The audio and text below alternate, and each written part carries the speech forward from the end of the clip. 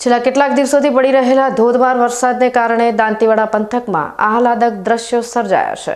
સામાન્ય રીતે સૂકા બટ્ટ રહેતા વિસ્તારોમાં પાણીનો ધોધ વહેતો થતા પ્રકૃતિ સોળે કળાએ ખીલી ઉઠી છે, જે સ્થાનિકો માટે એક ચોંકાવનારી અને આનંદદાયક ઘટના છે।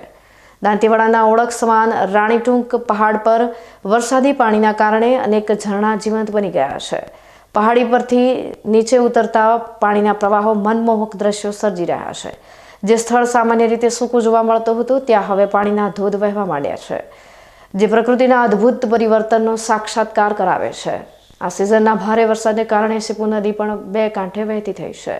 નદીમાં પાણીની પુષ્કળ આવક જોવા મળી રહી છે, જે આસપાસના વિસ્તારો માટે જીવાદોરી સમાન છે। આ ઉપરાંત દાંતીવાડા અને સિપુ ડેમમાં પણ પાણીની સપાટીમાં નોંધપાત્ર વધારો થયો છે। ડેમમાં પાણીની આવક વધતા આગામી સમયમાં સિંચાઈ અને પીવાના પાણીની સમસ્યા હળવી થશે તેવી આશા સેવાઈ રહી છે। પંથકમાં પડેલા ભારે વરસાદને કારણે અનેક નાના મોટા તળાવો ઓવરફ્લો થઈ ગયા છે।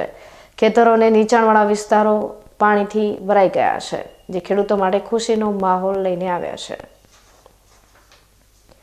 આ પાણી ભૂગર્ભ જળસ્તરને ઊંચા લાવવામાં પણ મદદરૂપ થશે। સમગ્ર દાંતીવાડા પંથકમાં વરસાદે વાતાવરણને ખુશનુમા બનાવી દીધું છે।